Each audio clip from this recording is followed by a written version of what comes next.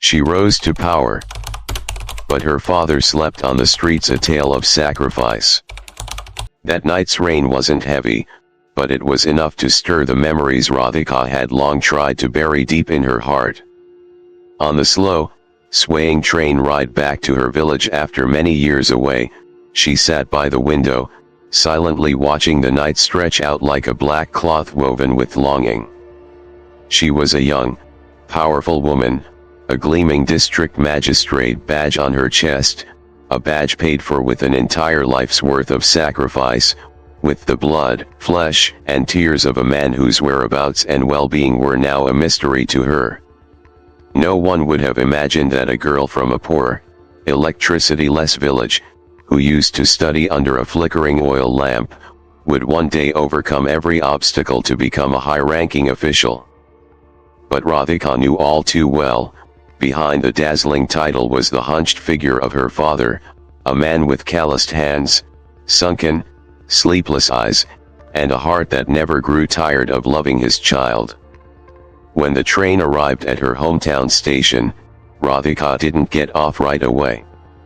She remained seated a few moments longer, composing her emotions like someone fixing their hair before stepping onto a stage. But this wasn't a stage, it was a part of her life she had once abandoned. She picked up her small suitcase and stepped onto the platform in a crisp white shirt and tailored pants, exuding the presence of someone used to commanding an entire administrative system. Yet inside, her heart was more fragile than it had ever been. She climbed down each step, breathing in the damp, diesel-tinged air of the village station. Nothing here had changed, old, impoverished, and overflowing with memories. A raspy voice called out from the stairwell, 2 rupees, chai, samosa. She turned. A thin man, scraggly beard, tangled hair, wearing a sweater with a ripped shoulder, sat slumped against the brick wall, holding a rusty metal bowl, counting coins. Radhika shivered. She hurried past him, as if avoiding something deeply painful. But a few steps later, her feet froze. She turned back. This time, she looked closely. Beneath the grime and poverty, were the eyes that once watched over every exam, every school day, every dream of hers. It couldn't be mistaken. It was him. Papa. Her voice cracked, bursting like a string pulled too tight. The man looked up. His eyes were cloudy, but when he saw her, something within them lit up. Those eyes, they belonged to Lal Singh, the father Radhika once believed she had already repaid. But no. In front of her was not the proud father living in the home she dreamed of giving him, he was a beggar at a train station. Lal Singh said nothing. His eyes welled up, then he broke down in tears. Not from hunger. Not from suffering. But because the truth he had hidden for so many years now stood before him like a silent verdict. He had given up his entire life, his home, his dignity, so that his daughter could have hers. Radhika's knees gave out. She collapsed and embraced him like a child. The noisy station faded into silence. All she could hear was her father's sobbing and the scream of her own heart. Why? Why did you end up like this? It was a moment where light and darkness met in a single embrace. A dream fulfilled, but at a heartbreaking cost. No one knew that behind the DM badge were hands once used to carry bricks, feet swollen from standing 12 hours a day, and a father who gave up his home so his daughter could have a future. And that story, it wasn't just Radhika's. It was the echo of millions of parents across the world, those who would give up parts of their bodies, their lives, just so their children could live fully. Ahead lay a long road for Radhika to repay each drop of that sweat, not with money, but with awakening. She would begin again, not her life, but the life her father should have had, the one she should have shared with him long ago. Radhika helped her father out of the station. People walked past, no one stopped. In their eyes, it was just a poor beggar and a girl pitying him. They didn't know, couldn't know, that this was the reunion of a heart that had once broken and a soul that had silently sacrificed everything. Lal Singh said nothing on the way out. He just held her hand tightly, a hand so dry and callous that Radhika's heart ached every time he gave it the slightest squeeze. She hired a car to take them to the old house at the edge of the village, once a home, then a memory, now a shelter for forgotten dreams. On the ride, Radhika didn't ask much. She was afraid to hear truths her heart wasn't strong enough to bear. But she knew she had to face them. Her father sat beside her, head slightly bowed, hair almost fully gray. He didn't look out the window. Didn't look at her. She sensed he was holding himself together, not to hide anything, but to protect her from the pain he had carried for so long. "Papa," she finally spoke, her voice barely above a whisper. "Why didn't you tell me? Why didn't you let me know? You had to beg." He didn't answer right away. The car kept moving, the engine humming like a heartbeat. "Because you had to succeed first," he said, softly. "Because I didn't want my tears to dim the light in your eyes." Radhika turned away, trying to stop the tears rising to her eyes. "But I did succeed. I became the person you dreamed of. So why did you still have to live like that?" she choked out. He smiled, a sad smile, like winter knocking on a crumbling house. "Because that dream wasn't just for you, Radhika. It was also my mission. If I had stopped halfway, the dream would never have reached its end." The car stopped in front of the old house. One wooden door was rotting, the tiled roof slanted and moss-covered. This was once where all three had lived, father, mother, and daughter. Now only two remained, and a crack in the floor that no time could repair. Radhika looked around. Everything seemed smaller than she remembered. She felt like a fifth grader again, barefoot on cracked earth, studying by an oil lamp, father weaving baskets in the distance, mother cooking over ashes. Her father's voice broke her reverie. "Do you remember the day your mother died? She held my hand and told me, 'Don't let her drop out of school. No matter what, let her finish her education.'" Radhika nodded slightly, eyes stinging. "I never forgot. That was her dying wish. And I made it happen. Just, the price was a bit steep." He chuckled faintly, then coughed hard. The sound of that cough was the sound of a life cracking apart. "You sold the house, didn't you?" Radhika asked, no longer able to hold her composure.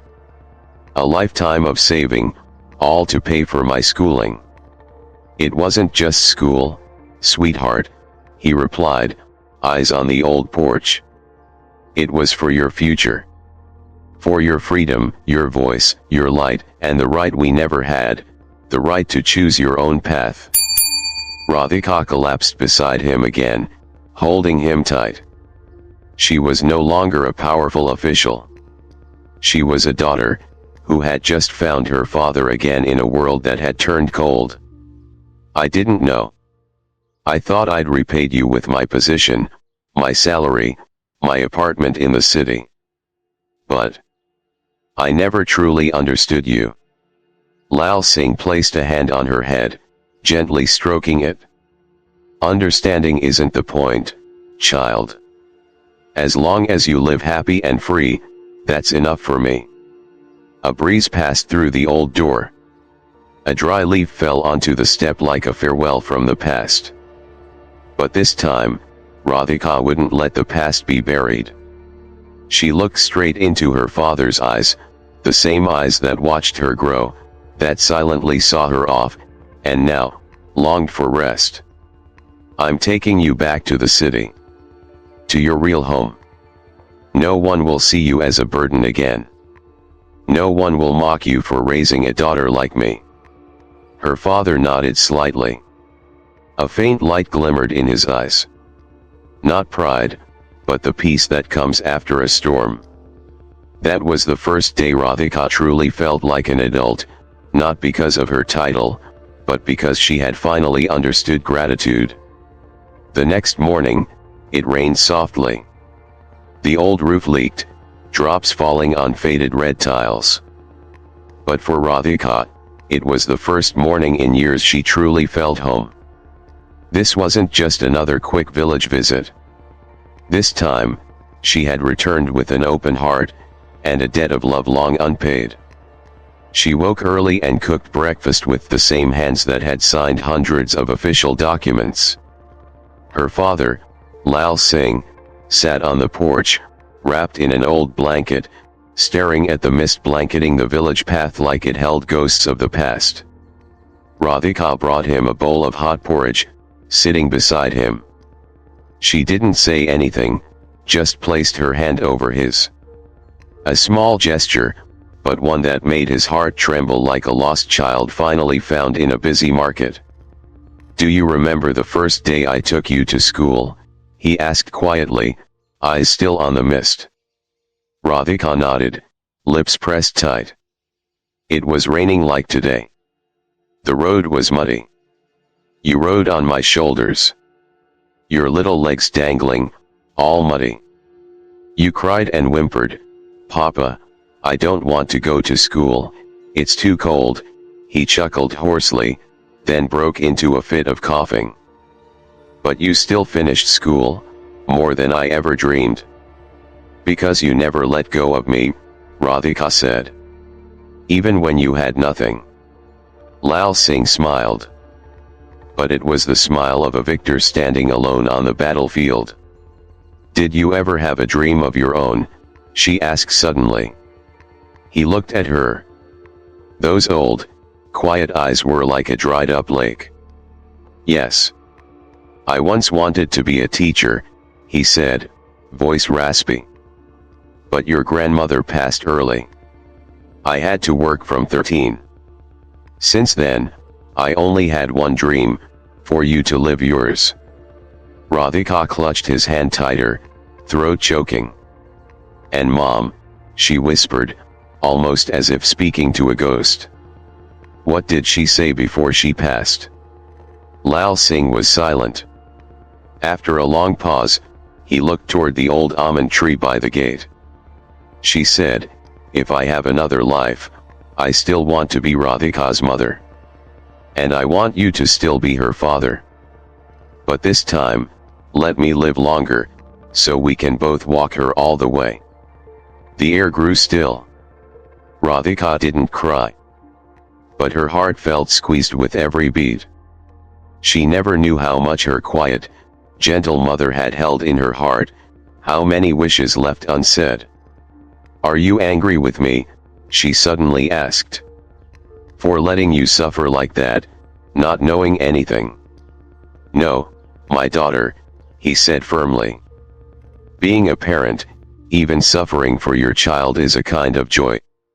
Every drop of sweat I shed was so you wouldn't have to cry." Radhika leaned her head on his shoulder. The rain still fell, but her heart felt lighter, like it had been cleansed. All the years of stressful study, failed exams, instant noodles in dorm rooms, none of it compared to the image of a father curled up on a cold station floor, waiting for his daughter to succeed. By noon, she decided to take her father back to the city, not by bus, but in the official vehicle assigned to her since taking office. No longer was it the father sending the daughter to school. This time, the daughter was bringing her father home. On the road, Radhika looked at her father, for the first time, not as the gatekeeper of her success, but as that success itself, measured not by degrees or titles, but by a love without conditions. She turned to him and said, gently but firmly, "From now on, You will live like a king, my king." Lal Singh looked back at her, eyes brimming with tears. But he said nothing. Because some happiness can only be felt with the heart. The car rolled smoothly along the paved road leading back to the city where Radhika now worked. For the first time in his life, Lal Singh was riding in a car with a personal driver, having the door opened for him by someone else. He wasn't used to it. His aging eyes quietly observed everything through the window, like a child stepping into a new world, one he had only dared to dream of for his daughter, never for himself. "Papa, just relax," Radhika smiled, noticing how he sat stiffly, hands on his knees, as if afraid to damage something inside the car. Lal Singh nodded hesitantly. He still couldn't fully believe this was real, that the daughter who once carried a torn school bag and cried over lost pencils had become one of the most powerful people in the province. And more than that, she had come back, not to repay him, but to love him. The car turned into the government residence compound. The guard saluted as the gate swung open. A 3-story white building stood amidst a lush garden, like a palace in real life. Lal Singh's eyes widened, mouth agape, heart pounding. He had never imagined his daughter would live in such a place, so calm, so pristine, so full of authority. Radhika stepped out and walked around to open the door for her father. He hesitated, then slowly placed his foot down, as if afraid to soil the spotless ground. She laughed. "Don't worry, Papa. This isn't a dream. But even if it is, I won't let you wake up." They entered the house, where every wall and light fixture exuded quiet elegance. Lal Singh's room was on the ground floor, overlooking a flower garden. Radhika had prepared a warm bed, a small tea table, and some framed family photos, a space simple yet full of care and comfort. "You'll stay here. There's a personal attendant. Whatever you need, just call out," she said softly, like a lullaby. Lal Singh sat on the edge of the bed, gently stroking the cover sheet, his eyes unsure. "Radhika, can I ask you something?" "Yes," she looked at him. "If your mother were still alive, what do you think she would say seeing you now?" Radhika paused. A wave of emotion surged from her chest. She stepped closer and held his hand. "If she were here, she would hug you tight and say, 'I chose the right man to marry. The right father for my child.'" Lal Singh smiled as tears streamed down his face. That afternoon, Radhika arranged for the man who had looked after her father in the village to work at the residence. He was a kind and honest middle-aged man who always called Lal Singh Babuji with sincere respect. Radhika gave him a full-time position as her father's caretaker with proper housing, salary, and a clear instruction. "If my father needs anything, treat it as the most important command." She also told the housekeeper, "Every morning, prepare tea for my father like he's a king. And no one is to forget he's not just my father. He's the reason I'm here today." That night, as the city lights flickered on, Radhika sat quietly in her office. On her desk was an old photograph, 10-year-old Radhika, thin and shy, sitting among stacks of books, with her father behind her in a short-sleeved shirt, beaming with pride. She gently touched the picture. "You brought me to the finish line. Now it's my turn to take you to where you truly belong." Her phone buzzed. A message from her secretary, a reminder about tomorrow morning's meeting with the Deputy Minister of Home Affairs. She looked at the screen, then turned it off. No rush. Tonight, what mattered wasn't work but memory. Memories of a father who once carried bricks through the rain, who skipped meals to send her tuition, who sat alone on a station floor counting coins in the dark. And now, that father finally had a home to rest in. The city gradually became home for both father and daughter. After years of living in silence as a laborer, Lal Singh was now surrounded by greenery, sunlight, and gentle smiles from those who served him. But what touched him most wasn't the better living conditions, it was that Radhika kept her promise. No matter how busy, she always made time to eat dinner with him. Even after tense meetings and piles of paperwork, Radhika ended every day with simple dinner conversations. Did you take a walk today? Did anyone upset you? Do your legs still ache? Shall I buy you a new book to read? Lal Singh wasn't a man of many words, but the way his eyes lit up every time he looked at her said everything. One morning, while Radhika was in a meeting with department heads, a call from her old village interrupted her. The village head's voice was earnest. Radhika, the village is hosting its first cultural festival since you became District Magistrate. Everyone is hoping you'll come. They want to hear your story to tell the kids what perseverance means. Will you come? We're all waiting. Radhika paused for a few seconds. Memories returned of whispers and laughter when her father insisted on keeping her dream alive. And now, those same people were inviting her back as a guiding light. I'll come, she replied firmly. And I'll bring my father with me. 2 days later, the official vehicle headed back to the village. This time, it wasn't Radhika slipping off the train unnoticed. It was Radhika the district magistrate greeted at the gates by cheering villagers, waving flags, drums echoing, children shouting. DM Diddy is back. DM Diddy is back. Lal Singh sat in the car, tears streaming. These were the same people who once mocked him, called him a fool for selling his house to fund his daughter's schooling. Yet now, they welcomed him like a silent hero. The festival was held in the village courtyard. Flags fluttered, chairs neatly arranged. Radhika stepped on stage in a white sari with gold trim, simple, yet commanding. She had no aides, no speech writers. She stood alone before hundreds, took the mic and said words she had never dared say before. Good afternoon. I am Radhika, the daughter of Lal Singh, a humble brick worker, a man who never went to college. But the man who taught me the greatest lesson in life, that you don't need power or money to be a great father. The murmurs quieted. The courtyard fell still. All eyes locked on the woman standing in the afternoon sun. When I passed my university entrance exams, he skipped meals just to send me money.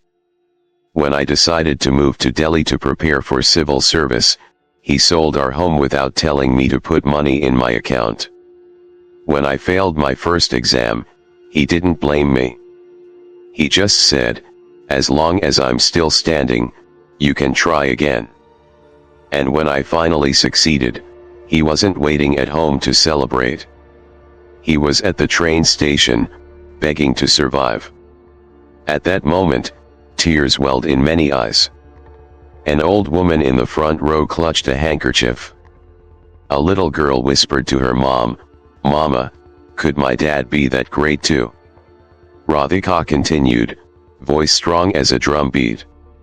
I don't tell you this for praise. I say it so you'll remember no child succeeds without parents silently sacrificing behind them. And no parent is ordinary if they place their child's happiness above their own life. She bowed and motioned for Lal Singh to join her on stage. He walked slowly, slightly hunched. But in the villagers' eyes, he no longer looked like a beggar from the train station.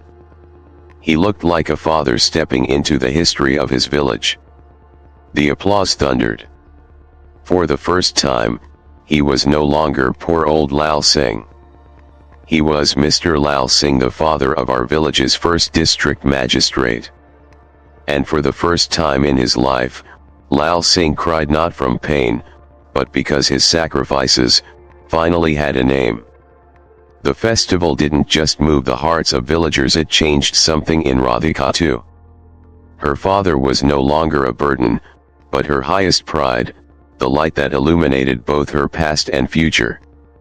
From that day forward, old gossip transformed into inspiration. People spoke of her father not with pity, but with reverence, as one honors a silent saint. In the months that followed, Radhika's schedule became increasingly hectic. She traveled constantly across districts, supervised projects, handled complex cases. But no matter how exhausted, she always returned to have dinner with her father, or at least called him. "Did you sleep well, Papa? Any pain today? Did you miss me?" Until one day, when life seemed to have finally calmed, another wind arrived. It was the day Radhika received her first marriage proposal from a fellow administrator named Devansh. He had met her at a provincial conference, and after a few professional exchanges, began showing quiet affection. Devansh was calm, intelligent, and responsible. But for Radhika, love had never been a priority. She was used to solitude, to carrying burdens alone, to having only one man constantly by her side, her father. Still, when Devansh proposed not with flair, but simply over a shared official dinner. "If you're willing, I'd like to walk this path with you," she couldn't immediately decline. Not out of affection, but respect. She needed time to think, to weigh past and present, father and future husband. That night, Radhika came home late. Her father was reading the paper on the porch, warm yellow light glowing around him. She sat beside him, quiet for a long while. "Papa," she finally said, "someone proposed to me today." Lal Singh blinked in surprise. He looked at her, smiled gently. "What kind of man?" "A good man. Also an officer. Respectful, kind. But you're worried about me," he cut in, his voice calm, not accusing. Radhika nodded. "I'm scared that if I marry, you'll be forgotten. I'm afraid I'll have to choose between the two most important men in my life."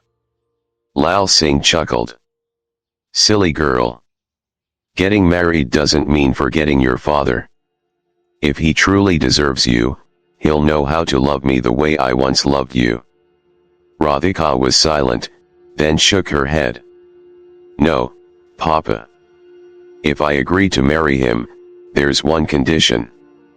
From the start, he must accept that you'll live with us forever. No exceptions. I will not leave you. Not even for a single day." Lal Singh was touched, but he gently replied, "If he refuses, don't blame him. Not everyone is ready to take in an old man." "Then he's not worthy," Radhika said firmly.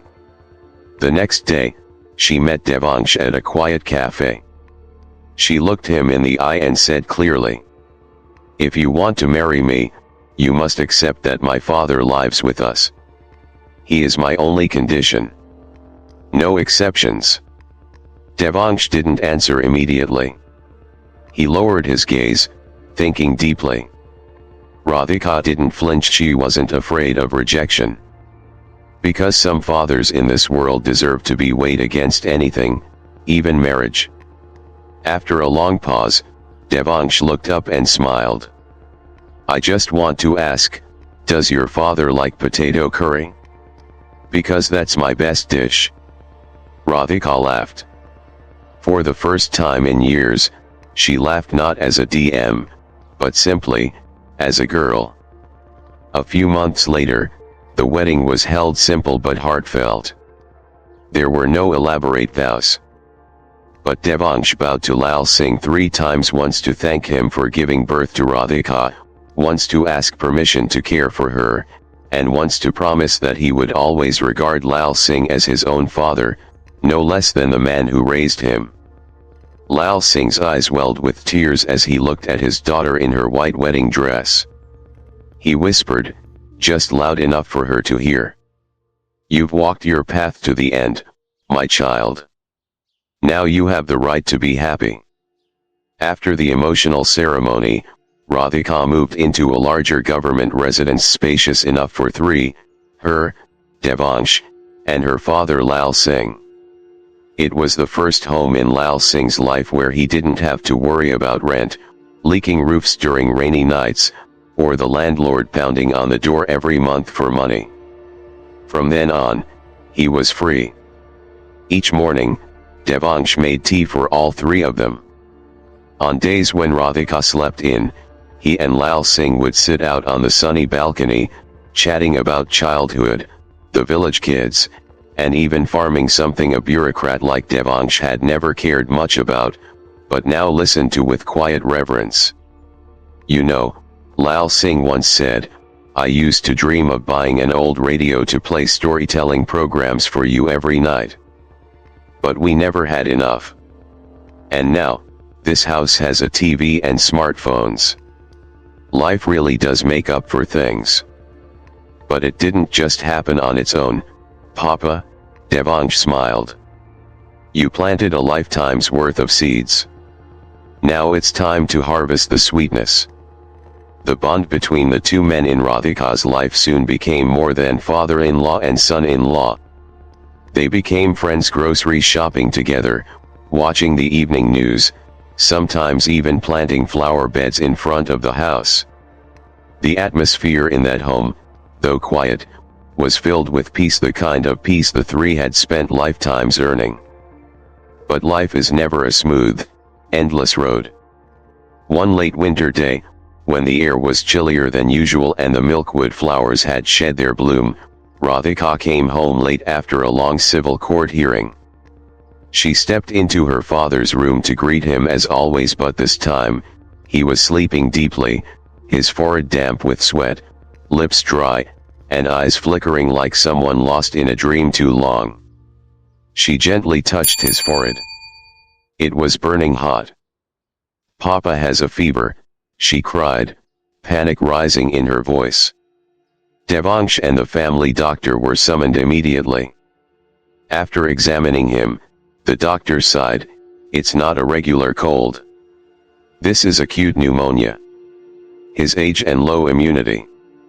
He needs to be hospitalized right away." It was like thunder on a rainy day. Radhika gripped her father's hand tightly as the ambulance took him to the hospital. In that moment, she felt like she was no longer a DM, no longer a woman of power. She was that little girl again, afraid when her mother died, afraid of losing the last person she had left. The days that followed were tense and nerve-wracking. The hospital walls were sterile white, the corridors endless, the sound of breathing machines slicing through her heart. Devansh stayed by her side, holding her hand, but Radhika knew, this pain was hers alone. No one could feel it for her.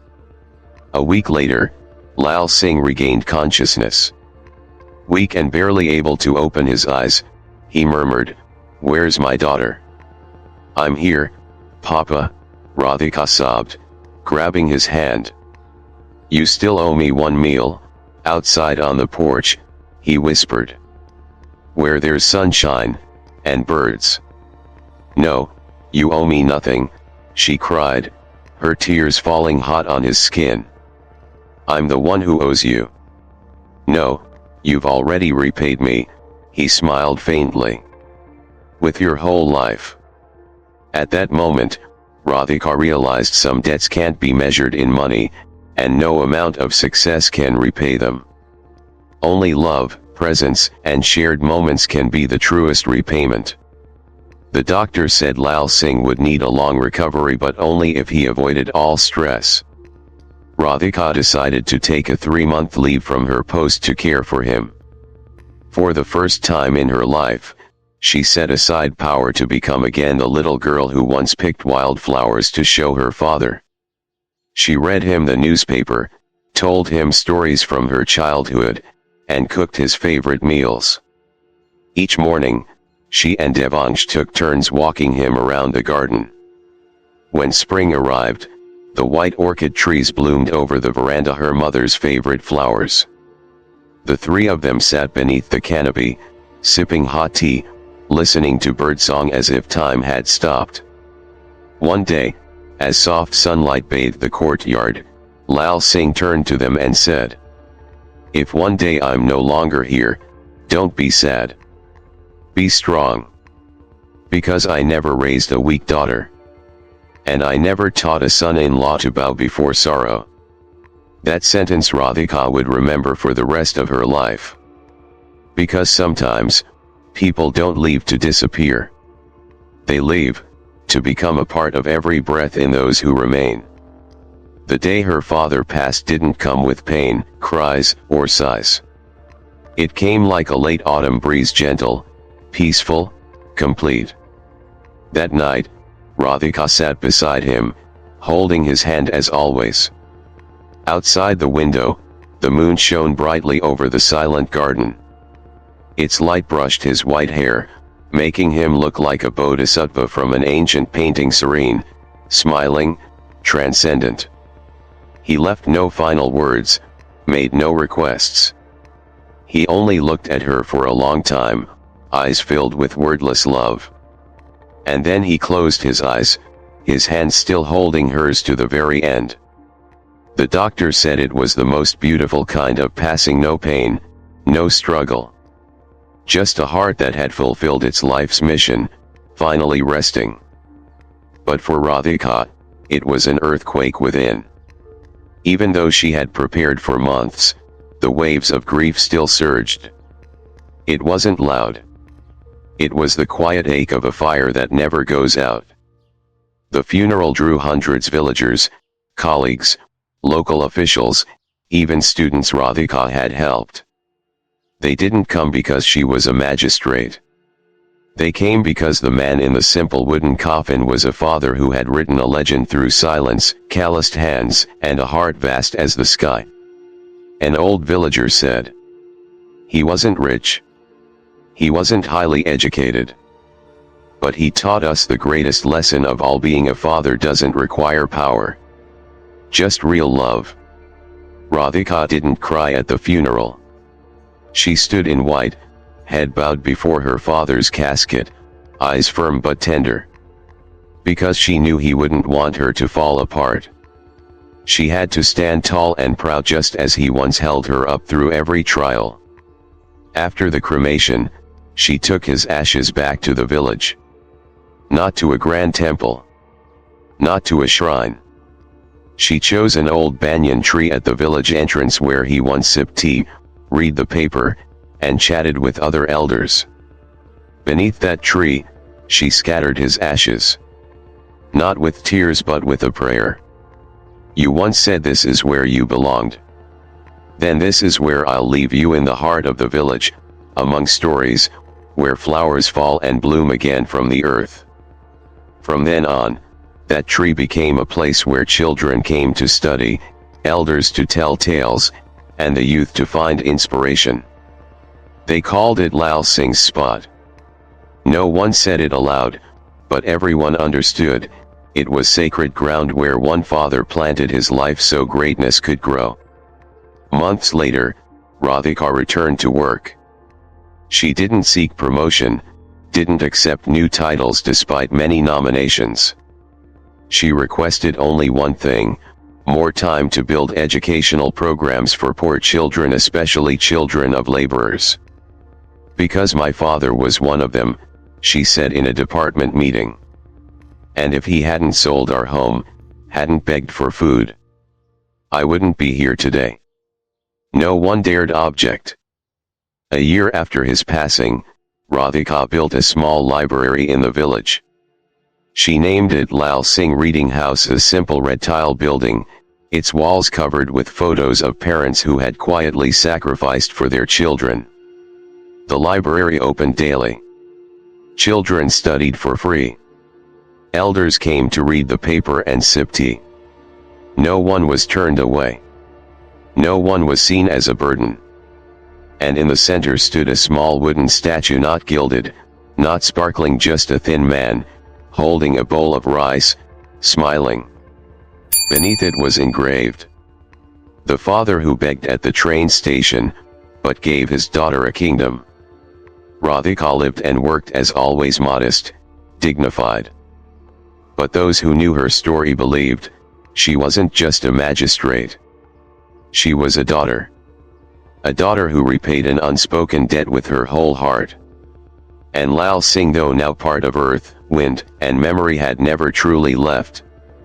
He lived on every day, in the pages opened by children, in the sparkle of eyes just discovering knowledge, in every peaceful breath his daughter continued to protect. One summer morning, with cicadas singing in the trees, Radhika returned to the village without announcement. She came not in an official car, not with guards or aides. Just herself, in a simple salwar suit, a basket of new books in hand, and a heart light as if today belonged to memories, not meetings.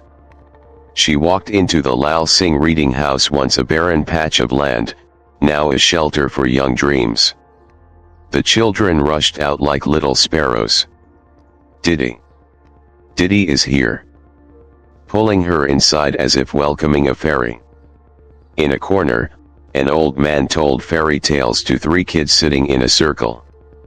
At the window, a middle-aged man carefully copied a civics textbook by hand, once illiterate, now determined to lead by example for his son. Radhika stood silently for a few minutes. Her eyes stung not from fleeting emotion, but because she could feel it, her father's dream was still growing. Sprouting from old pages, ringing in laughter, shining in the eyes of those once told they didn't belong in the world of knowledge. A little boy tugged her hand. "Didi, tell us more about your dad. Last time you didn't finish the story." Radhika knelt, ruffled his hair, and smiled. "All right. I'll tell you the rest. But this time, you must promise to pass it on to other little ones, okay?" The children nodded eagerly. Radhika sat down in the middle of the room. On the wall hung a photo of her father Lal Singh, smiling brightly, eyes crinkled, holding his old metal bowl. Someone once asked, "Why not replace it? That photo makes him look too poor." But Radhika refused. Because in that photo, she saw his soul. And nothing was richer than the love shining in those eyes. She began. Once upon a time, there was a father not rich, not educated. All he had were rough hands and a heart that never gave up. He sold his home, hid his tears, slept under stairwells at train stations just so his only daughter could go to school, hold a pen, and have a name that echoed in society. He was a king without a crown because he gave it all to his child, asking for nothing in return. And when he died, he left no wealth, only a heart large enough to build a home for hundreds of others to shelter in. A little girl asked, "Where is that father now, Didi?" Radhika smiled, looking up at the space under the tiled roof. "He's right here. In the wind, the sunshine, and in the dreams you all are nurturing each day. If you live kindly, study hard, and love your parents, you are continuing his dream." The children were silent. Then, suddenly, they all clapped. No one told them to. Some had tears in their eyes. Others turned away. But one thing was certain. They would never forget the story of the beggar father who raised a DM. That evening, as Radhika left the village, she left behind her basket of books, a few sets of uniforms, and a small hand-carved plaque. "Here, anyone can begin again if someone believes in them the way my father once believed in me." That evening, back in the city, Radhika and Devansh sat together on the rooftop, sipping ginger tea. The April breeze carried the faint scent of jasmine. The city shimmered with lights, but to her, the most precious light was the one that had long gone out in a pair of eyes yet continued to illuminate her life from within. "Do you think, if Papa were still alive, he'd be proud of me?" Radhika asked quietly. Devansh gently squeezed her hand. "He's not just proud. He's smiling every day watching you live not for fame, but with gratitude." Radhika nodded. Her eyes gazed into the distance, but her heart felt close and rooted. Because deep inside, she knew part of her heart would always bear the name Lal Singh. A year after her father's passing, his traces did not fade with time. On the contrary, they sprouted, grew, and spread into countless souls Radhika happened to touch. She was no longer just an official who signed papers or led projects. She had become a symbol of perseverance, of filial piety, and of an unspoken truth: the greatest things in life are not built by power, but by gratitude. One Monday morning, while reviewing school development plans for remote areas, Radhika received a handwritten letter rare in the age of texts and emails. The writing was shaky and uneven. The author was a 70-year-old man named Rameshwar, a childhood friend of her father. In the letter, he shared that after Lal Singh's funeral, he had quit drinking, started learning to read from the first grade at a senior center, and was now teaching the village kids to count and write poems. He wrote, "I used to think I was just wasting away. But when I saw Lal Singh so poor yet raising a daughter who's brilliant and devoted, I felt ashamed. Now, every time I stand to teach, I ask myself, what would Lal Singh say to these kids? And thanks to that, I've come alive again." Radhika held the letter, eyes blurred with tears. She knew her father had died. But he was still alive through elderly men who refused to fade, through children who no longer let poverty hold them back, and through stories passed on like torches in the night. That afternoon, she called a special meeting at the office. No press, no ceremony, just her, a few close colleagues, and a provincial map. She pointed to red dots, areas with high dropout rates, many laborer parents, orphaned or child laborer students. She said, "We're launching a new program, Seed Bearers. Each underprivileged student will receive school support fees, uniforms, books, but more importantly, a spiritual mentor. Someone who's lived through hardship, will adopt the dream of a child." A staff member asked, "You mean like godparents?" Radhika nodded, "Exactly. Not financial sponsors but belief sponsors. A voice that says, you can." Within a month, the program took off faster than she imagined. Over 300 elders signed up as storytellers.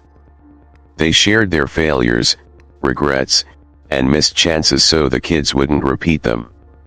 A third grader, once mocked for being a loser's kid, now stood up and gave his first speech, because a once illiterate old man told him, "Make mistakes. That's how you'll grow stronger than I ever did." One day, while checking on a mountain boarding school, Radhika met a little girl named Meena. Messy hair, sad eyes, a patched shirt. Meena timidly took her hand. "Didi, I had a father like yours. But he left me. Do you think I could ever become someone like you?" Radhika knelt down, looked into her eyes, and gently held her hand just like her father once held hers.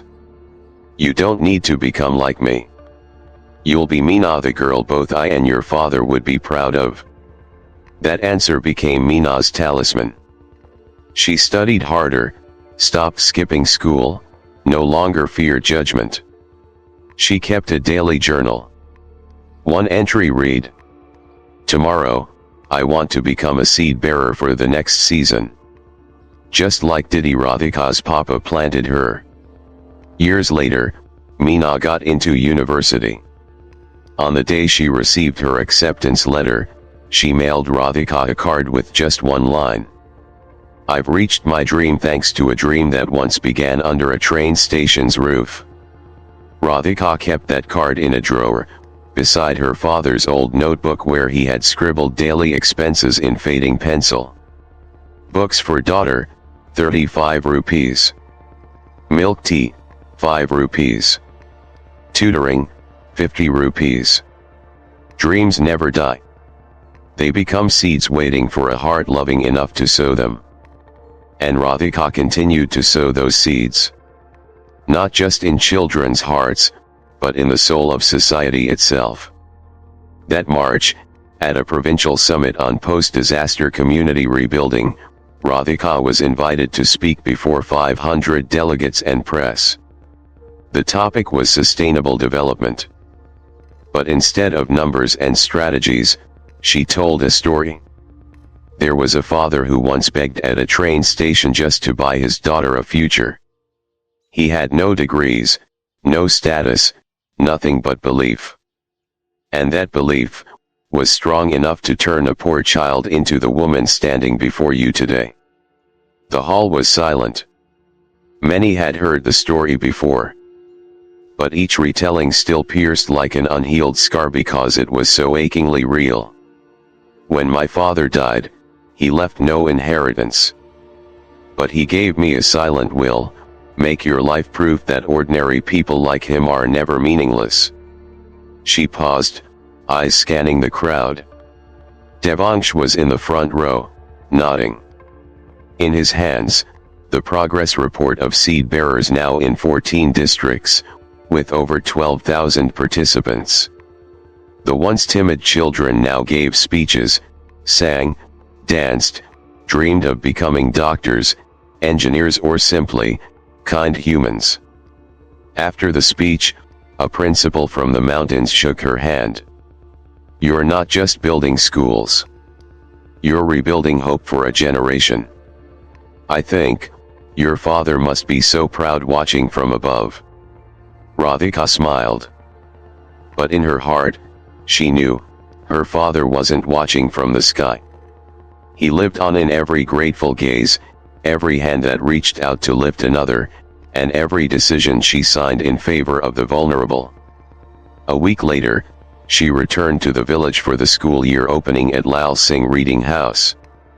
The little library now had 2 more rooms, one for books, one for group study. On a large wall was a mural of Lal Singh not as a beggar, but as a ferryman at a train station, reaching out to guide a child onto the train of the future. The children surrounded her. One girl handed her a stack of papers. "Didi, this is a story I wrote about a father like yours. I called it The Man Who Stood on the White Line.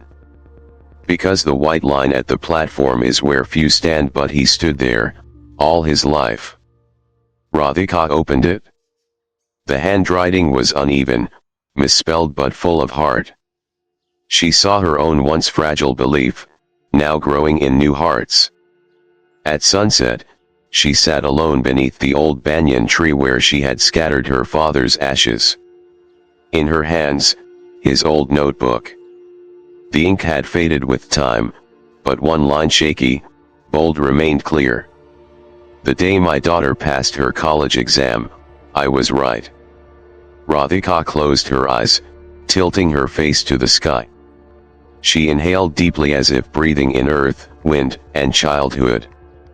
In that moment, she felt an invisible hand rest lightly on her shoulder, silent, wordless. Just presence. Like the banyan tree that had stood through all seasons, quietly shading the children beneath, never asking for anything.